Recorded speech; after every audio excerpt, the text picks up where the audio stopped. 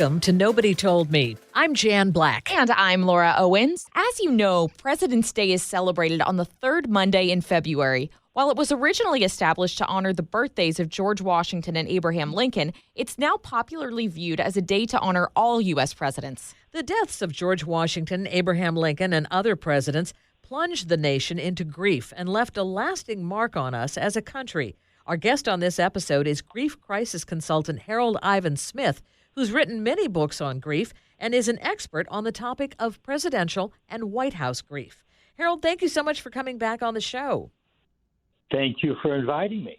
Tell us how you became interested in this topic of presidential grief. I was undergraduate major was in history, primarily American history.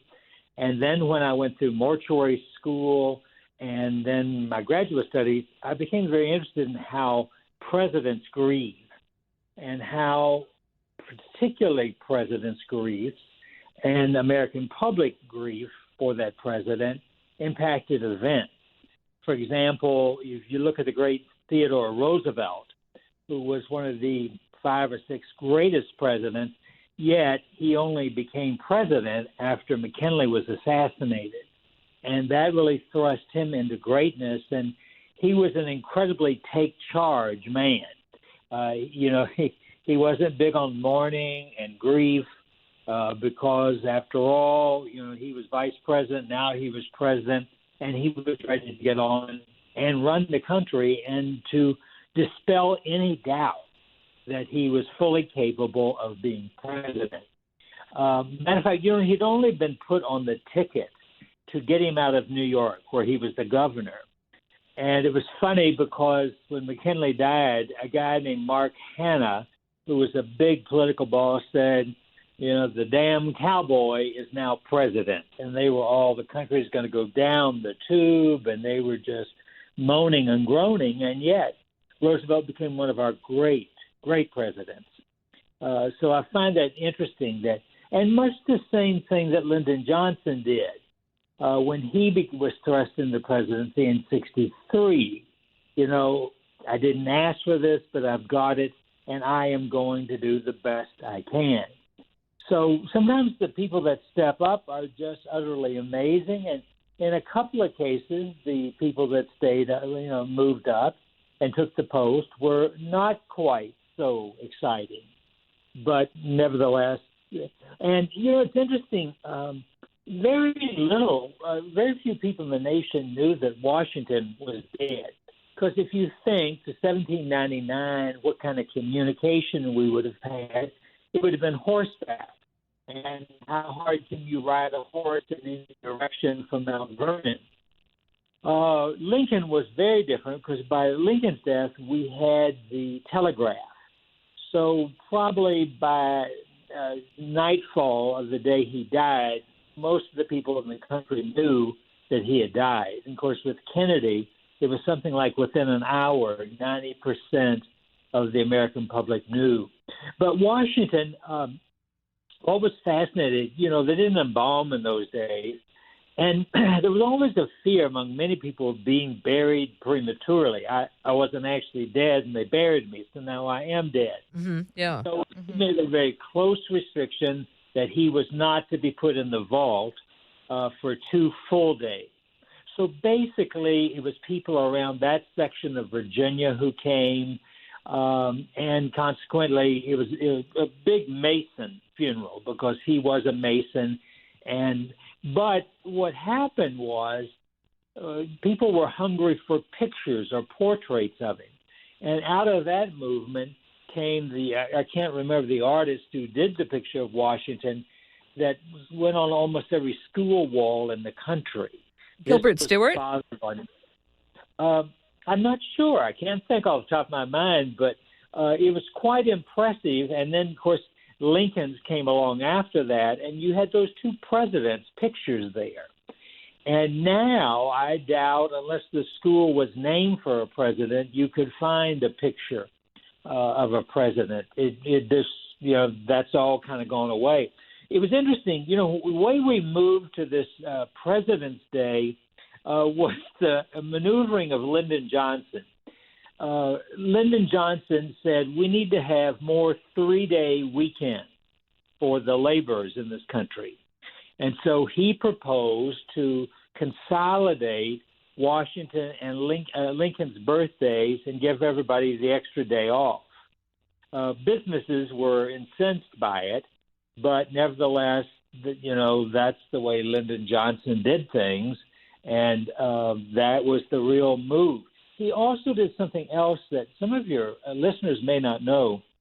Lyndon Johnson made an order that on the anniversary of every president's death, a bouquet of flowers, a spray of flowers from the President of the United States will be delivered to that grave. So some of them are in pretty isolated areas. Some of them, obviously not.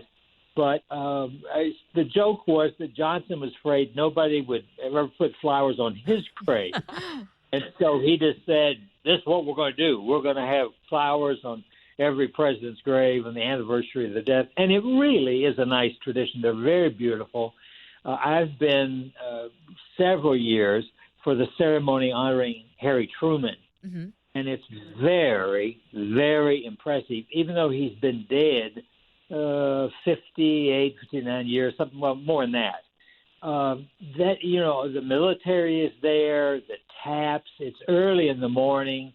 Every VFW post and American Legion post sends a delegation with flowers, and they line the president's grave, and it's an absolute silence.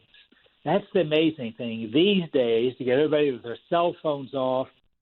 And so taps just really makes the hair on your back of your neck spring up. It's a very impressive service. It's brief, about 15, 20 minutes, but it's got that military precision and the marching and the flags, and it's just very, very impressive. And one of the things is, there's just a lot of the presidents we don't really know much about. For example, the two Adamses. We had John Adams, and then years later, his son, John Quincy Adams. Mm-hmm. And John Adams, was dead and buried. John Quincy Adams did not know that his dad had died. And consequently, the confusion of that was just very amazing. But in those days, you had to be able to get somewhere for a service. And so his dad was already buried before the service took place. Oh, wow. But, yeah. And, in some of these, lots of people turn out. In some places, they don't. And, we've really not done anything to honor the death of the First Lady and the anniversaries of their deaths. We do the president, but not, the First Lady. Yeah, and you talk about Eleanor Roosevelt and why she is such a fascinating case to study. Yeah, and of course, we're coming up on the 75th anniversary of President Roosevelt's death and funeral rituals, and all the things that went wrong that shouldn't have gone wrong, because they only had basically about a little more than 48 hours to bury him. It was wartime, for one thing, mm-hmm. And he died in Warm Springs, Georgia, which was 800 miles from Washington. So Eleanor flew down on an Army plane to accompany the body back. And, of course, while she was in the little White House in Georgia, she discovered that he had died with his mistress. And the anger that she felt, a sense of betrayal. And, of course, she was also wondering who else knew about this. And it ended up that her daughter, Anna, had made most of the arrangements. And we now know that Lucy Mercer Rutherford was in the White House something like 11 times after 1944 to FDR's death. And, of course, in Eleanor's absence. And there's one joke about one day Eleanor's car was going out the driveway and Lucy Mercer's car was coming in from the other direction. But she had to bear that, and that was an incredible sense of sorrow. And she moved out of the White House in 6 days. She was ready for a new life. And, of course, the best years of her life were the 17 years after his death. when she became not Mrs. Roosevelt, but she fully blossomed as Eleanor. Our Nobody Told Me conversation continues in just a minute, but first, have you heard about Rothy's? They're the company making stylish shoes for women and girls out of recycled plastic water bottles. Rothy's shoes come in an ever-changing, exciting variety of colors, prints, and patterns. I love the look and feel of my black pointed-toe flats by Rothy's and would never have guessed that they're made out of repurposed plastic water bottles. Like mother, like daughter. I also own the Rothy's black pointed toe flats, and they are so comfortable. They're fully machine washable, and I wear them with everything from leggings to dresses and skirts. Rothy's flats, loafers, and sneakers always come with free shipping and free returns and exchanges. There's no risk, so there's no reason not to try them. Do what we did and check out all the amazing styles right now at rothys.com/NTM. The website is great, and that's where you can learn all about the shoes and the company behind them. Go to rothys.com/NTM to get your new flats. Comfort, style, and sustainability. These are the shoes you've been waiting for. Head to rothys.com/NTM today. I was reading that 27 presidential families have had a child die, some of them while in the White House. And I'm wondering, as a grief crisis consultant, what messages of comfort can their grief offer others who've lost a child?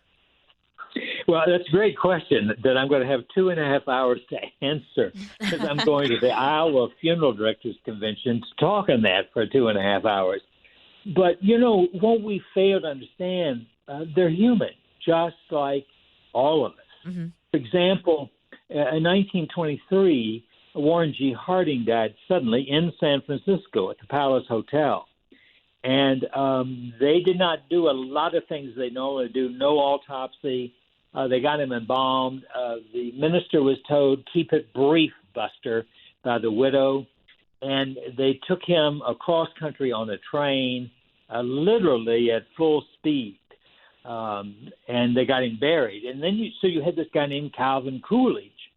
He suddenly is president, and they couldn't find him because in those days, vice presidents just weren't important. And he had gone off to Vermont.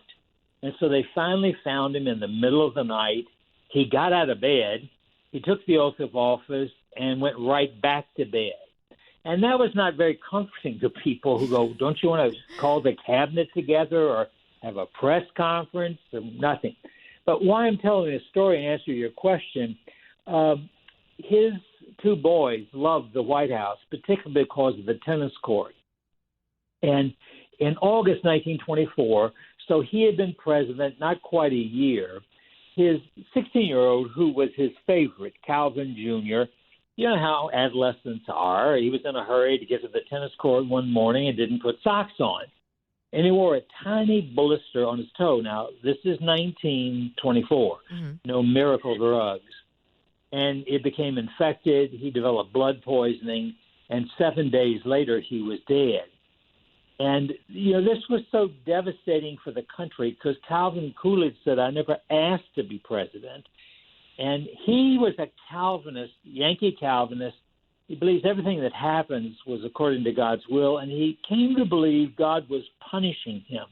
He had done something that caused God to take his son. The great irony is he was not a talker. He didn't talk about things. And his older son, John, lived to be like 96. And when John Coolidge died, he said the wrong boy died in 1924. And he carried that feeling that his dad would not have grieved so much if he had died rather than Calvin.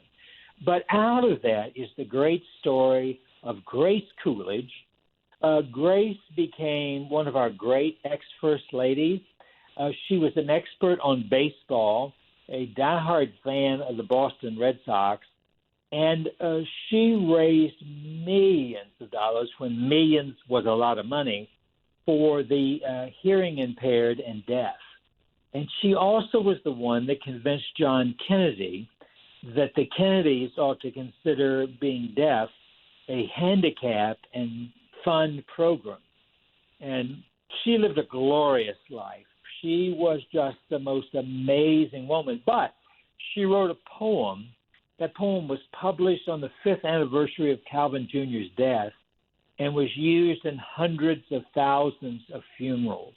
It brought grace by opening up her heart, brought so much comfort to so many people. We know about John Kennedy's death and the depth of the grief, but an awful lot of people, maybe even some of your listeners, do not know that the Kennedys lost a baby, Patrick, in August of 1963. President Kennedy was assassinated in November of 63. So to understand Jackie Kennedy's grief, you have to understand she was grieving for two losses. And baby Patrick, there had not been a presidential child born in the White House in, let's say, 60 years. It may have been longer than that. So the excitement, and of course Patrick was born at Otis Air Force Base. And then because he had hyaline membrane disease, he had to be air evacuated to Massachusetts General Hospital.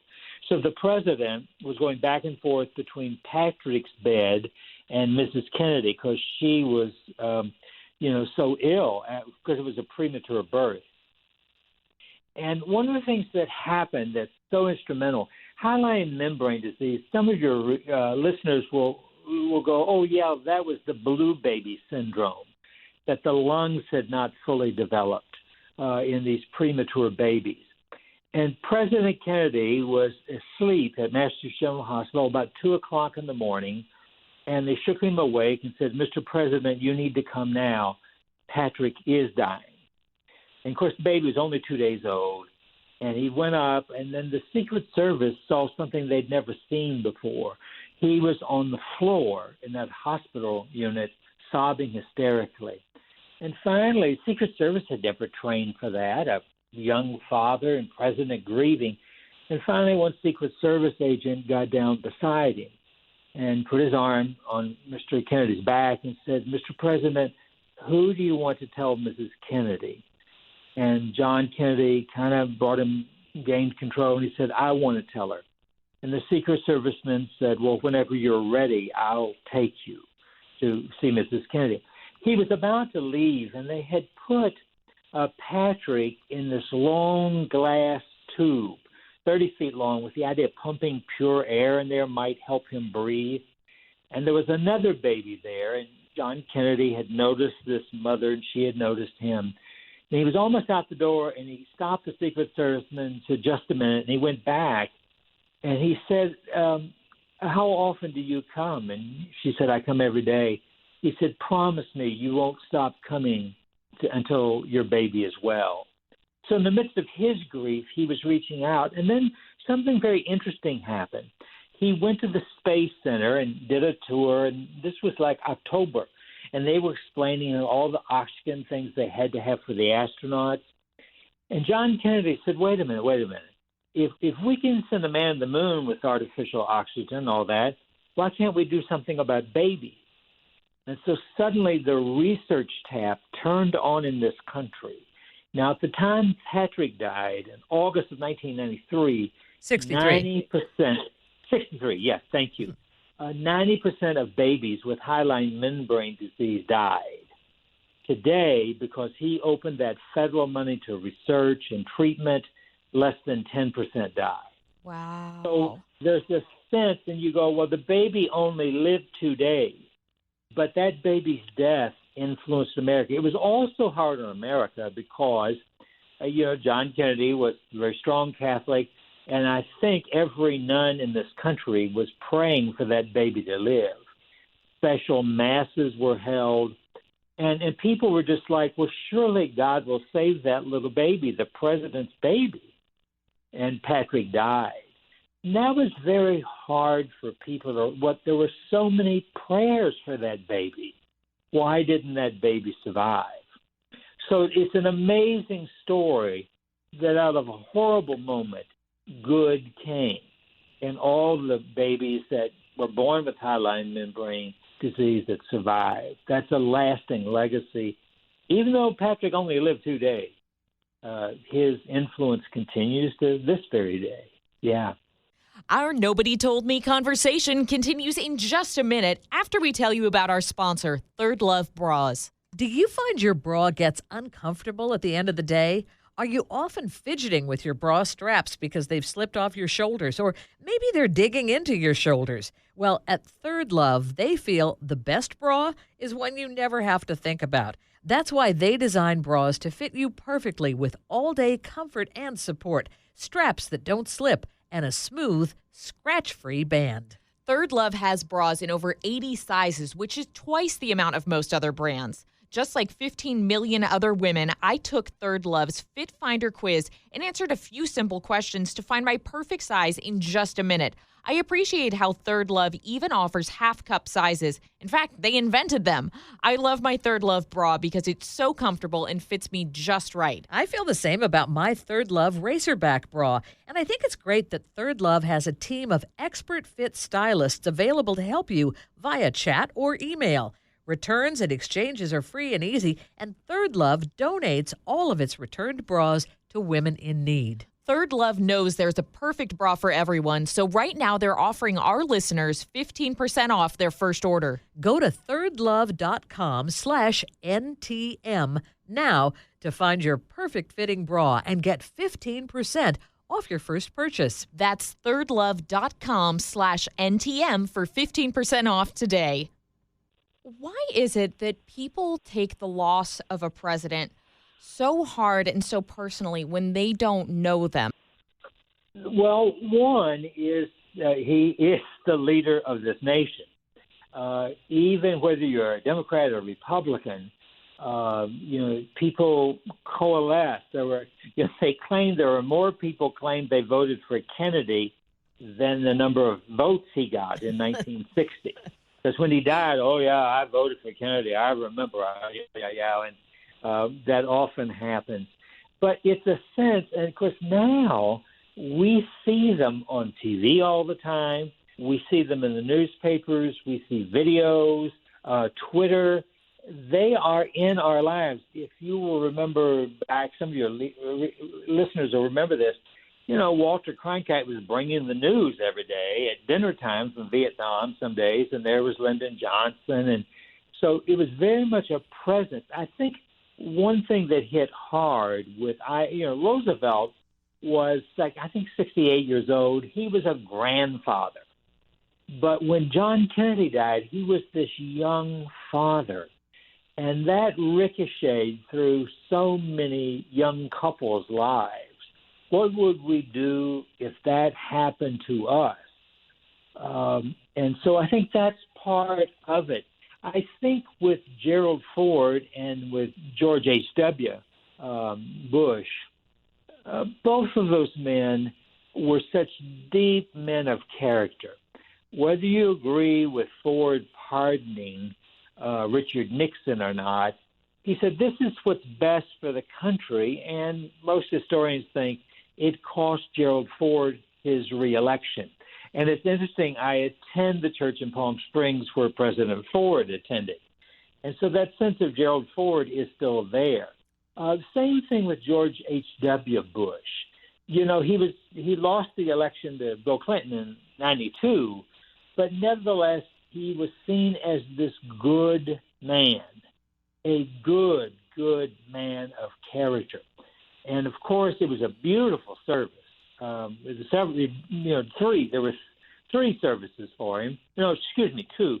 There was also the more Texan one that the Oak Ridge Boys sang for that was much more relaxed in Texas. And then the very formal service at Washington National Cathedral. And that's kind of emerged now as the place where we honor our president. Some of them, yes, will lie in repose in the Capitol, but it's also kind of understood that there'll be a moment or a service at the National Cathedral with all the pomp and the ceremony, that every detail the precision is so amazing. Some of your listeners may not know that a president, about every 6 months, is required to review his funeral plan. Oh. And Wow. because they want to know what your plans are.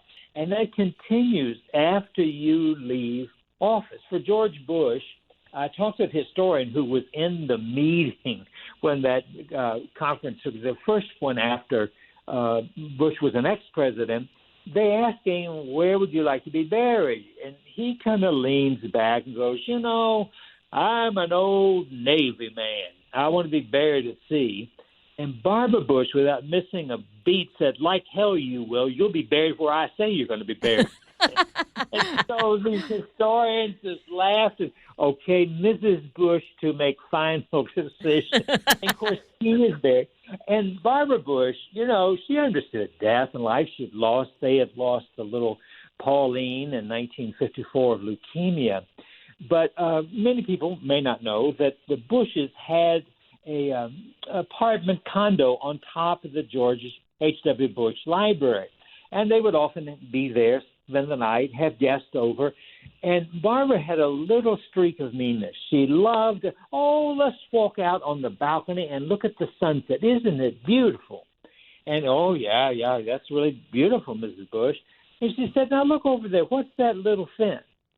And someone would go, well, I don't know what it is. She said, that's where my daughter is buried, and that's where George and I are going to be buried, right there in that little fence. And people disappeared. They wanted to get their drink freshened or they needed to go to the bathroom. And Barbara Bush would just laugh, hysterically. One of the things why I'm talking about Bush, I'm maybe the only historian or biographer that has read all of his condolence files. Our president is the first consoler. Mm-hmm. Now, in tragedies, yes. But George Bush, H.W. Bush, was very different. I've read over 500 of the handwritten letters and notes that he sent. He would see things in the paper about a death of a child at a school or some kind of accident, and he would say to his aides, find the address. And late at night, he would sit there and write a handwritten note to the family. Now, for some of these families, They're absolutely stunned. Here comes what is this? But in all of those letters, he had two themes. I bet this was the greatest kid in the world. And then he would write, having lost a child, Barb and I have some little idea of what you're going through. And then I had a chance to read the letters of parents who wrote back to him. They did not know him. He's a complete stranger in essence. But that he reached out, and I wish I could have asked him in person, didn't that bother you late at night thinking about your daughter, death, and yet you reached out to these parents who had lost a child. And people never forgot that, how caring he was. Quite frankly, a lot of the presidential condolence letters are computer-generated, and there's an automatic signature on it. George Bush was not that way. There could be a letter, but then he would write a P.S. in ink across the bottom, and sometimes Barbara Bush would come in, and then she'd write a note as well. And it was just the most – I'd still like to do a book of those letters because here, as busy as he was, he made time, and it made a difference for couples that lost children. It was just really – and, of course, Richard Nixon said that was the most difficult aspect of the presidency, that in the last of the Vietnam War, he was writing 100 letters a week to parents who had lost sons in Vietnam. And he said it just takes – nobody told me, when he was running for president, oh, you're going to have to do this. But yet, day after day, he was signing those letters and knowing what that was like. And that was a factor that he wanted to get the Vietnam War over. He wanted that war over because it was just weighing on his soul to have to do that. So we expect good words from the president. Ronald Reagan was the very best. Can you remember that night? Because I was at the Space Center when the explosion of Challenger happened. Mm-hmm. And it was so amazing sitting on the edge of my motel bed that night, and when he said, they have slipped the surly bonds of earth and they have touched the face of God. And I was sitting there going, how did he do that? Years later, I found out that was one of his favorite pieces of poetry. And so he had used it many times when he worked for General Electric, when he was governor of California. And so it was just natural for him in that morning. And it was such a beautiful, picturesque moment. They have left the earthly bonds of earth and have touched the face of God. What a comforting moment. He was good, on the ground with those families. Ronald Reagan got soaked to the bone at one of the memorial services, but he would not leave that family. He said, the family's here in the rain. I am here in the rain until the family leaves. And that's just very, very important because some presidents are much better than others. Some presidents are kind of stiff when it comes to that. It's fascinating watching the pictures and footage of Barack Obama at Christmas time at Sandy Hook, going into the school where the families were to meet him. And some of those young brothers and sisters, so tiny little kids, and their parents just broken enormously. And here was President Obama trying to say something that would comfort those families. It's tough on a president to have to do that because you now never know when there's going to be a mass shooting, children involved, and so the president's schedule may well get totally turned around for him to do that. Our Nobody Told Me conversation continues in just a moment. Much like our extraordinary guests on Nobody Told Me, many Air Medcare Network members have their own inspiring stories to share. They never thought the unthinkable would actually happen to them. But when it did, they were relieved to have their Air Medcare Network, AMCN, membership. If a medical emergency arises, Air Medcare Network provides members with world-class air transport services to the nearest appropriate hospital with no out-of-pocket expenses. More and more, insurance fails to cover the full cost of a medical emergency. Secure protection and financial peace of mind for your entire household by joining Air Medcare Network today. Memberships cost as low as $65 a year and cover 38 states. Plus, right now, as a Nobody Told Me listener, you'll get a $10 Visa gift card with a new one-year membership. Visit airmedcarenetwork.com/nobody and use offer code NOBODY. Again, for a $10 Visa gift card with a new one-year membership, just visit airmedcarenetwork.com/nobody and use offer code NOBODY.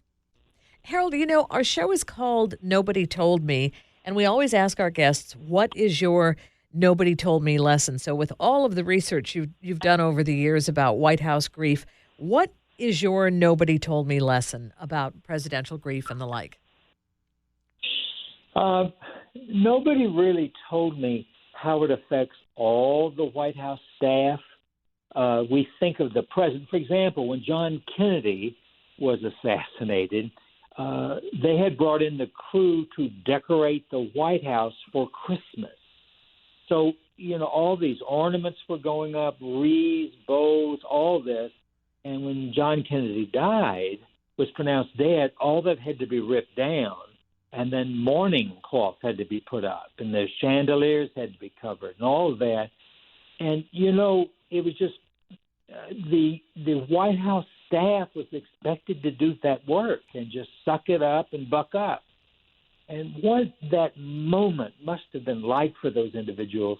You're decorating for Christmas, and then whatever you've already got out has to come down. And where did those people go with their pain?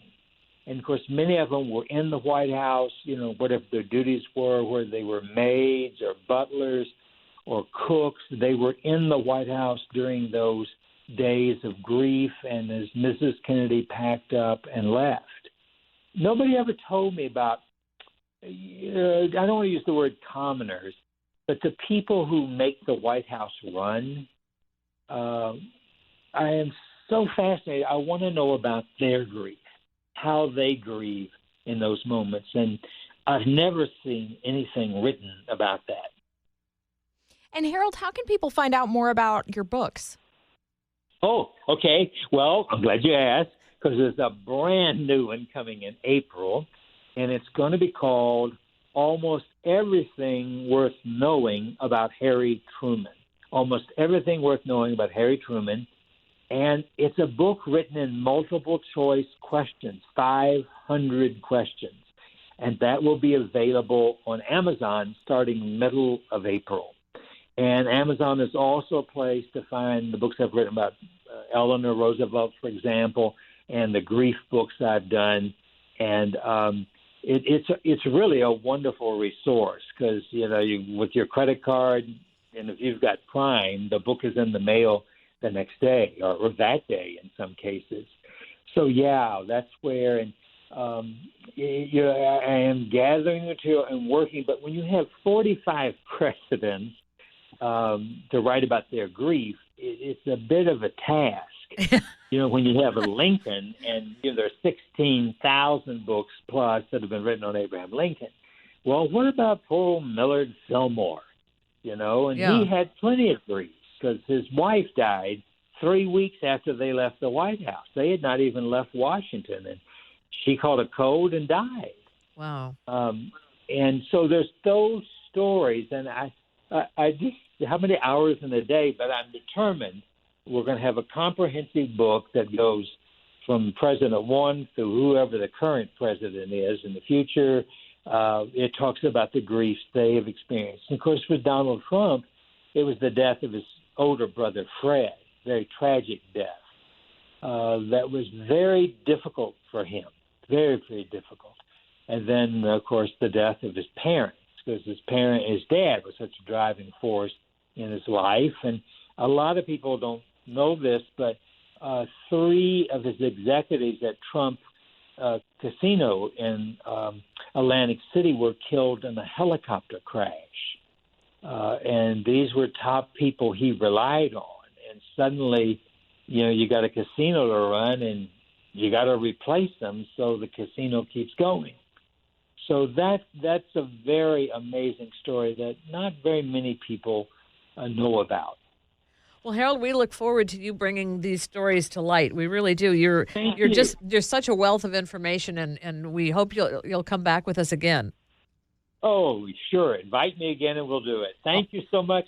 All right. Our thanks to grief crisis consultant Harold Ivan Smith. Again, his many books on grief can be found on Amazon.com, among other places. I'm Jan Black. And I'm Laura Owens. And you've been listening to Nobody Told Me. Thanks for joining us.